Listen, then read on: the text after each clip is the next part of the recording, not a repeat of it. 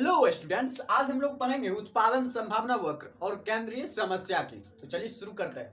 तो केंद्रीय समस्या, जैसा कि हम लोगों ने पढ़ा था कि केंद्रीय समस्या 3 टाइप में जो है गणित किया जाता है। जैसे कि पहला है उत्पादन क्या किया जाए और कितनी मात्रा में किया जाए, और दूसरा है उत्पादन कैसे किया जाए, और तीसरा है उत्पादन किसके लिए किया जाए। तो अब हम जो इसको समझते हैं, तो सबसे पहले जब हम बारी बारी से समझेंगे केंद्रीय समस्या और जो है उत्पादन संभावना वक्र को जो है। तो चलिए शुरू करते हैं। सबसे पहला जो पॉइंट है वो है उत्पादन जो है क्या किया जाए, उत्पादन क्या किया जाए, क्या किया जाए और कितनी मात्रा में किया जाए।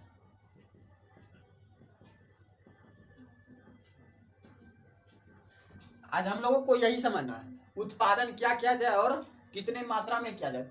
तो सबसे पहला जो होता है, हम जिसको जो उत्पादन संभावना और केंद्रीय समस्या को समझेंगे तो मैथमेटिकल रूप में जो हमें ज़्यादा समझ में आता है, तो हम लोग जो उसी में समझेंगे और उसी में जो हम भाषा के रूप में भी समझ लेंगे बोलते बोलते। तो सबसे पहला जो है, तो हम लोग ग्राफ में जानते हैं इसमें दो चीज होता है, एक एक्स अक्ष और दूसरा होता है वाई अक्ष। तो एक्स पर मान लेते हैं हम गेहूं दर्शाते हैं, और जो वाई पर जो हम कपड़े को दर्शाते हैं। तो पर 1000 इकाई के लिए दर्शाते हैं, 1000 यूनिट के लिए, और इसको जब हम लाख टन यूनिट के लिए दर्शाते हैं, पर लाख टन यूनिट के लिए दर्शाते हैं, और इसको 1000 यूनिट के दर्शाते हैं। तो सबसे पहला जो पॉइंट है यहाँ ये 0 होगा। उसके बाद मान लेते हैं 2.12, और जो इसको जो मान लेते हैं यहाँ पर जो है ये है 50, फिर यहाँ मान लेते हैं 25। तो यहाँ जो इस प्रकार से जो ये बनेगा, सॉरी ये ग्राफ गलत हो गया। तो इसको जो यहाँ सीधा जाएगा, क्योंकि जो जब भी ये कटेगा तो ये इस प्रकार से ही पॉइंट जो है कर्व इसी प्रकार से होगा। तो इस प्रकार से होगा, और ये जो है मान लेते हैं इसका नाम दे देते हैं ABC। तो ये ABC जो है कहलाएगा, ABC जो है कहलाएगा PPC। इसको जो है ये ABC एक नाम है ABC, लेकिन ये PPC किसी का नाम है, लेकिन जो इसका फुल फॉर्म है, इसका कोई फुल फॉर्म नहीं है, ये सांकेतिक नाम है और ये जो है रियल नाम है। तो इसलिए जो दोनों को गणितीय रूप में जो इसे बराबर मत समझिएगा, क्योंकि जो सांकेतिक नाम है और ये जो शॉर्ट फॉर्म है उत्पादन संभावना वक्र, प्रोडक्ट पॉसिबिलिटी कर्व्स। तो ये जो ABC = PPC, मतलब कहने का है कि ABC जो है वही PPC है। तो अब जो हम इसको समझते हैं, अब जो है इस ग्राफ से जो हम पता कर सकते हैं, जैसे कि मान लीजिए हम यहाँ भी जाते हैं 2, और इसे मान लेते हैं इसे हम 60 दे देते हैं। तो यहाँ पर जो इस प्रकार से यदि हम इसको दर्शाएं,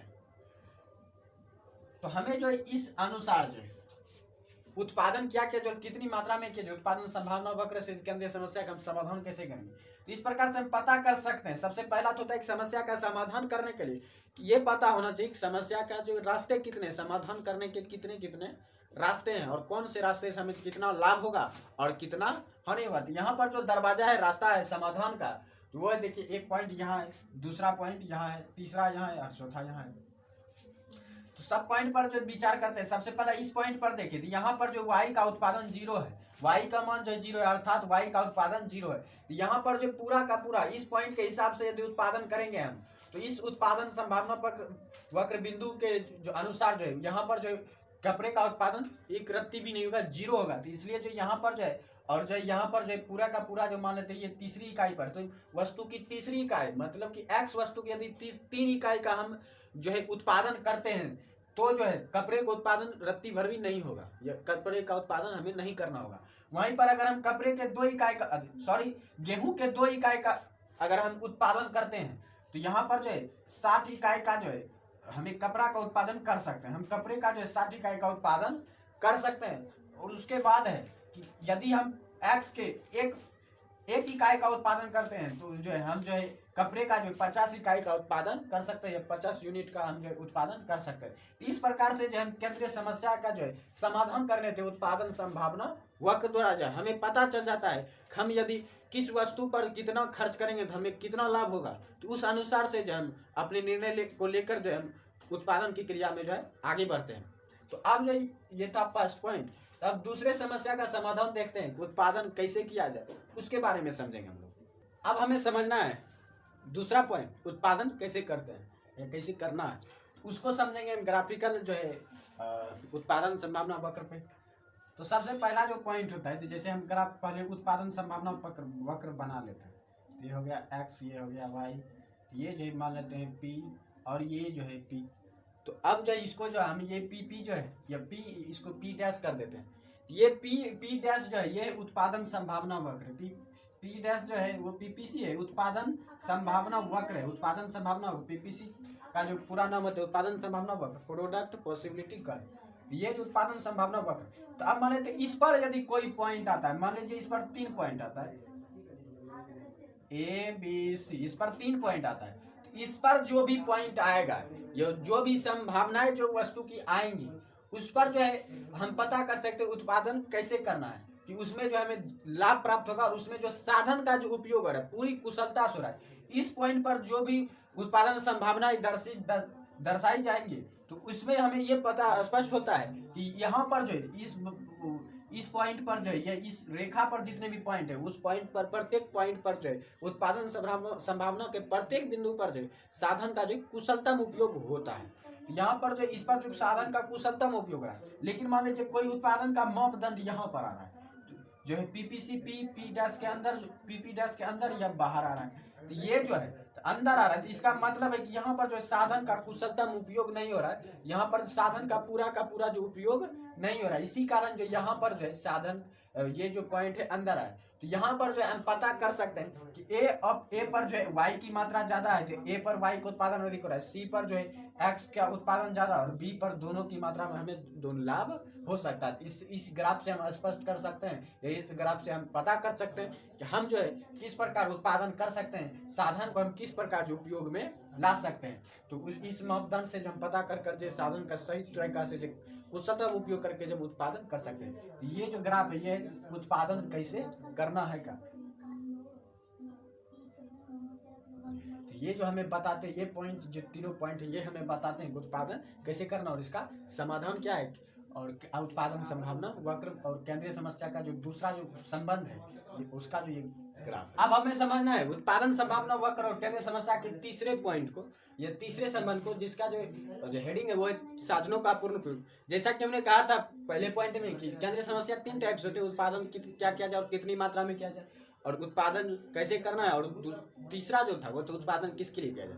तो ये जो तीसरा जो पॉइंट था, ये जो तीसरा पॉइंट जो है एक भावनात्मक हो जाता है कि हम किसके लिए कर रहे हैं, कि लाभ के लिए कर रहे हैं, हानि के लिए कर रहे हैं। इसका जो गणितीय मंथन जो है संभव नहीं है, तो इसलिए जो है उसका जो कोई अस्तित्व नहीं गणितीय मंथन में। इसलिए जो अब जो है 2 अतिरिक्त केंद्रीय समस्या को भी हमने पढ़ा था।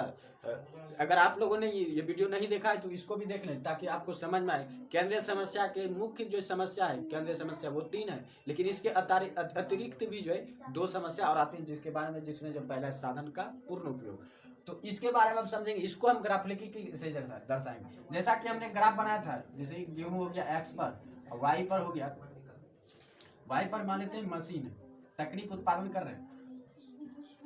तो यहाँ पर जो है जैसा कि हमने सेकंड पॉइंट में जो ग्राफ बनाया था कि इस पर पॉइंट पर कोई भी यदि कोई भी जो PPC के किसी भी बिंदु पर साधन का जो पूर्ण उपयोग होता है, लेकिन इसी के अंदर अगर कोई पॉइंट आ रहा है, मान लेते हैं ये F है ये G है, तो यहाँ इस पॉइंट पर यदि कोई PPC के अंदर कोई पॉइंट आ रहा है, तो वो पॉइंट ये दर्शाता है कि उस बिंदु पर जो है साधन का जो पूर्ण उपयोग नहीं हो रहा है, बल्कि अल्प उपयोग हो रहा है। थोड़ा सा हम साधन का उपयोग करें, ज्यादा नहीं, साधन का पूर्ण उपयोग हम नहीं कर रहे। तो ये जो है दर्शाता है कि साधन का पूर्ण उपयोग नहीं हो रहा है। तो इस प्रकार से जो हम पता कर सकते हैं साधन का पूर्ण उपयोग हो रहा है या नहीं हो रहा है उत्पादन संभावना वक्र की सहायता से। तो PPC के किसी भी पॉइंट पर यदि कोई बिंदु है, तो इसका मतलब है साधन का पूर्ण उपयोग हो रहा है। यदि PPC के अंदर कोई वस्तु है या कोई भी पॉइंट है, तो वो जो है दर्शाता है कि साधन का अल्प उपयोग हो रहा है। तो ये था थर्ड पॉइंट। अब चलते हैं चौथे पॉइंट पर। अब जो चौथा पॉइंट हमको समझना है वो है साधनों का विकास।